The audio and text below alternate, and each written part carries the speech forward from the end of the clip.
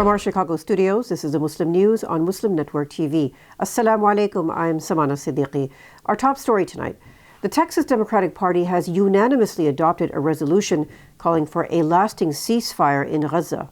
The resolution was drafted by Farha Ahmad, a Houston Democrats precinct chair for the Fort Bend Democratic Party. It gained widespread support among groups that support justice for Palestinians. Ahmad emphasized the importance of taking action to address the humanitarian crisis in Gaza. Inspired by these efforts, a number of grassroots campaigns in various Texas cities hope to do the same. That includes Richardson and Austin. The Austin Human Rights Commission has urged its city council to support a ceasefire in response to rising anti-Semitism and Islamophobia. Teachers within California's Oakland Unified School District are organizing a classroom lesson event to support Palestinians. The lesson for students from kindergarten to high school covers Gaza's people and history. Organizers say the goal is to foster critical thinking and enable students to form their own opinions on Israel's war on Palestine. But Superintendent Kyla Johnson-Trammell opposes the curriculum, claiming it lacks balanced perspectives. The Oakland Education Association supports the teaching. However, the Bay Area Jewish Community Relations Council agrees with the superintendent's stance. The U.S. has supplied Israel with over 10,000 tons of military equipment since October 7th.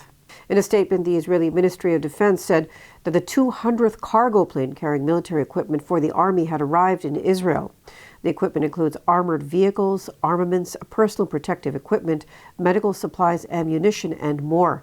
The first U.S. cargo plane arrived in Israel on October 11th. UN Secretary General Antonio Guterres has issued a rare formal warning to the Security Council about the global threat posed by Israel's ongoing war in Gaza. Invoking Article 99, Guterres emphasized the humanitarian crisis and called for an immediate ceasefire. Article 99 allows the head of the UN to raise to the Security Council's attention any issue that may aggravate existing threats to the maintenance of international peace and security. It is the first time Guterres has invoked it since taking office in 2017. He told the Council in his letter that the war may aggravate existing threats to international peace and security. Israel's UN ambassador Gilad Erdan accused Guterres of reaching what he called a new moral low by sending the letter to the Security Council. But U.S. State Department spokesperson Matthew Miller agreed with Guterres, saying the conflict presented threats to regional and global security. Israel and the U.S. argue that a ceasefire would benefit Hamas. The U.S. also opposes further Security Council action, instead focusing on diplomacy to secure the release of hostages and aid for Gaza. But Arab states, led by the United Arab Emirates, are using Guterres' alert to push for a ceasefire. The UAE has submitted a draft resolution to the Security Council demanding an immediate humanitarian ceasefire between Israel and Hamas. They aim to vote on it by Friday, but it requires at least 9 votes in favor and no vetoes from the Security Council's permanent members. In related news, in the world of international diplomacy, Article 99 of the United Nations Charter is a powerful and seldom used tool vested with the UN Secretary General. The provision allows the Secretary General to convene a meeting of the UN Security Council when they believe a situation poses a threat to international peace and security. Article 99 explicitly states that the Secretary General has the authority to bring any matter to the attention of the Security Council if they deem it a potential threat to global stability. Israeli fighter jets conducted airstrikes targeting 2 houses in a Gaza refugee camp, resulting in at least 23 dead, along with many more injured. In the Al-Maghazi refugee camp, 17 Palestinians lost their lives, while 6 more were killed in the Al-Shabora refugee camp in Rafah, southern Gaza. Additionally, an Israeli warplane bombed a mosque in Gaza City's Al-Darash neighborhood, killing 12 and leading to numerous injuries. Israeli forces are intensifying their offensive in southern Gaza. They have entered Khan Yunis, the second largest city in Gaza, leading to further displacement of civilians. As the war enters its 3rd month, the healthcare system is overwhelmed.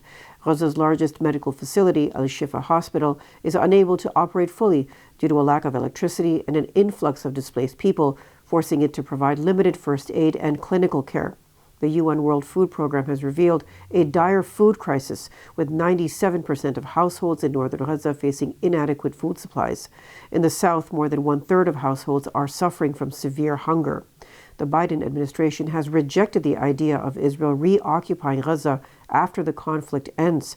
It is emphasizing the need for governance in Gaza to reflect the aspirations of the Palestinian people. Meanwhile, the death toll in Gaza stands at 16,248 Palestinians since October 7th, while Israel has reported approximately 1,200 casualties. More than 14 state attorneys general have urged major media organizations not to report favorably on Hamas.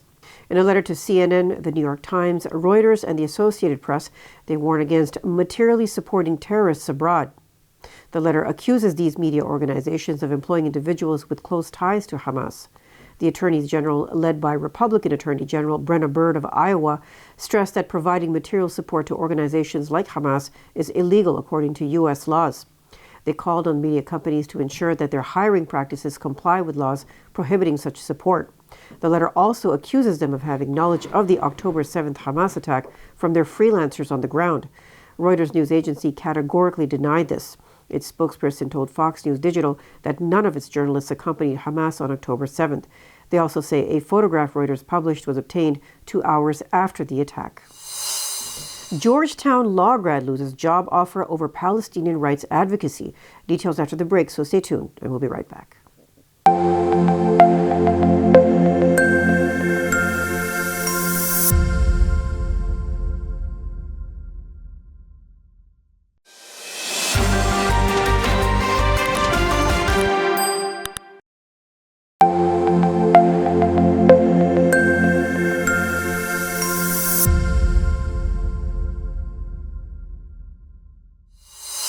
Welcome back.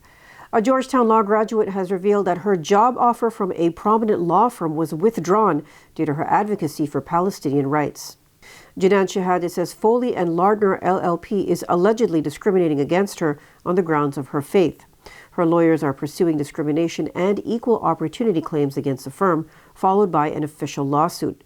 Shahade says that just before she was scheduled to begin working, she was interrogated by the firm about her social media posts in support of Palestine and her involvement with this group, Students for Justice in Palestine. The law firm also cited her public comments at a city council meeting to justify the withdrawal of their offer. Shahade says those were protected by her First Amendment rights. Foley and Lardner say the offer withdrawal was due to inconsistency with their core values in light of Shahade's public statements about Hamas attacks as a reason for rescinding her employment offer. Turkish President Recep Tayyip Erdogan has issued a stern warning to Israel amid reports of an alleged Israeli plot to assassinate Hamas members living outside Palestine. Ronan Bar, head of Israel's Shin Bet security service, revealed the plans for assassinations. Erdogan, returning from a trip to Qatar, emphasized that those involved in such actions should beware of severe consequences. Meanwhile, Japanese Prime Minister Fumio Kishida urged Israel to minimize civilian casualties in Gaza during a phone call with Israeli Prime Minister Benjamin Netanyahu. Legal and human rights organizations in the UK are taking the government to court. This is for allegedly violating its legal obligations by permitting arms sales to Israel.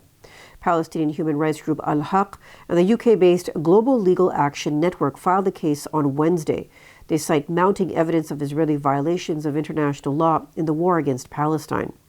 According to the UK's criteria for arms exports, the government must suspend arms export licenses if there is a clear risk that British weapons could be used in violating international law. Based on the group's assessment of the evidence they have gathered, they say Israel's actions have long exceeded this threshold of risk. An Israeli airstrike has killed 22 family members of Al Jazeera correspondent Marwan al-Sharafi. They were sheltering in their home in Gaza. They were attacked on Wednesday morning in the Jabalia refugee camp in northern Gaza. Among the victims were al-Sharafi's parents, his siblings, their spouses, and several nieces and nephews. Israel dropped an explosive barrel that struck their home, leaving a profound crater in the ground. Al-Sharafi said none of the civil defense teams were able to reach the bodies of his loved ones. His relatives were also prevented from bidding farewell to family members who were not allowed a proper burial. President Joe Biden has said that he is not sure if he would be running for re-election if his predecessor Donald Trump was not also running for the White House in 2024. Biden told Democratic Party donors during a fundraising event that he cannot let Trump win for the sake of the country. He said democracy is more at risk in 2024 than it was in the 2020 election. Explaining what is at stake, Biden said Trump and his MAGA Republicans are determined to destroy American democracy. His remarks came after Trump, speaking at a campaign event on Saturday in Iowa, called Biden the destroyer of American democracy. That's all from our Chicago studios tonight. Thank you for tuning in. You can subscribe to our YouTube channel and hit the bell icon for the latest updates. For more content, keep watching Muslim Network TV or visit muslimnetwork.tv. Salam and good night.